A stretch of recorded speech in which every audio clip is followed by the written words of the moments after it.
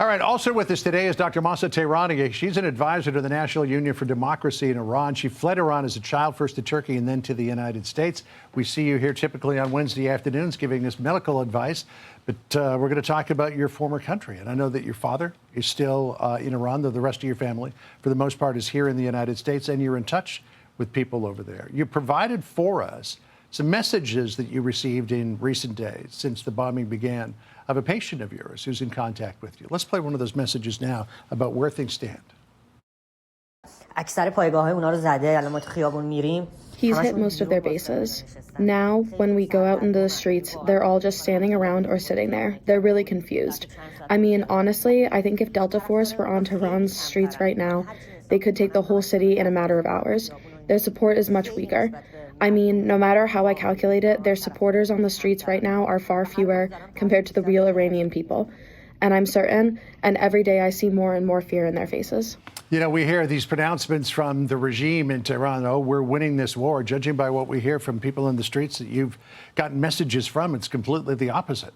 It's completely the opposite, John. The Iranian people inside are incredibly thankful for President Trump's leadership, his clarity and vision in all of this. And as this message said, my patient sends me messages periodically. You know, their bases are demolished. The security personnel are just walking around confused and scattered. And my patient and his family, his friends, you know, they're a younger generation of kids who want to jump back on the street and take back the country. There's this energy in them, and from what I'm seeing from the messages, from the videos, but they're waiting for the green light from us to do that. Right. We should say that the voice has been disguised, so that is not to be identified. So across the street on Capitol Hill, you've got Democrats saying that this is an illegal operation. There was no reason to mount this operation. What are you hearing from people inside Iran and from the Iranian diaspora here in the United States?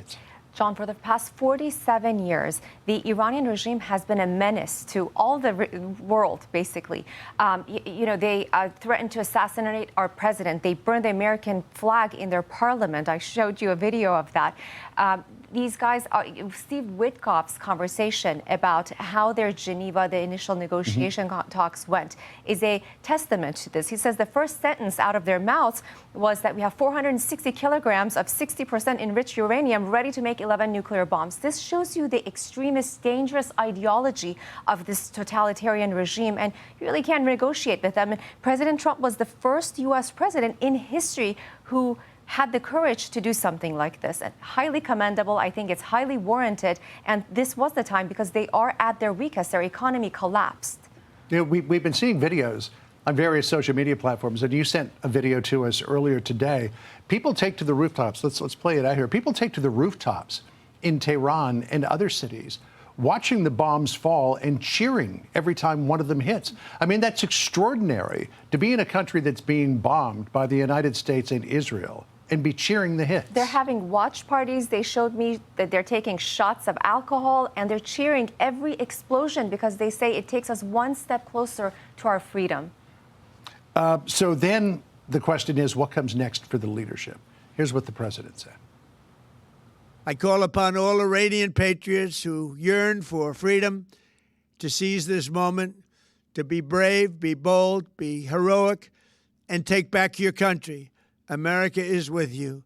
I made a promise to you, and I fulfilled that promise. The rest will be up to you. Now, the regime in Tehran is actively trying to replace the Ayatollah. They had the meeting of the Council of Experts, which was bombed by Israel. And it's our understanding that most of the people who were there counting the votes were killed in that. But we hear about the Ayatollah's son may become the next Ayatollah. There doesn't really seem to be any formidable opposition group that can emerge on the streets of Iran. So where do we go from here? So, John, let me tell you where we don't go from here, and that's reorganization from this homicidal regime and appointing another cleric, because it will be completely counterproductive to the process we've taken so far.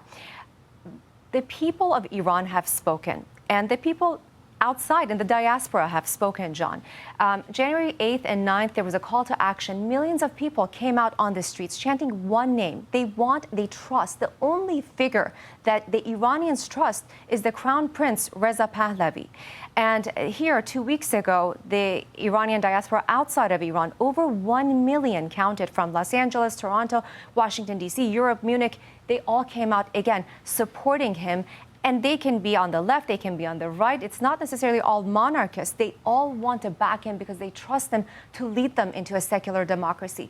Reza Pahlavi, so only a transitional figure, you're saying? A transition, and that's what he says. He says it is his life mission to help transition the Iranians into a secular democracy that they deserve. He's a Western-educated humanitarian.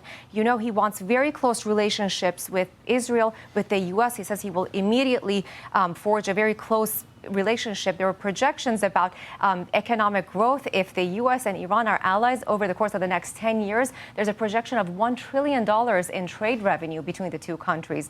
Complete geopolitical change in the world.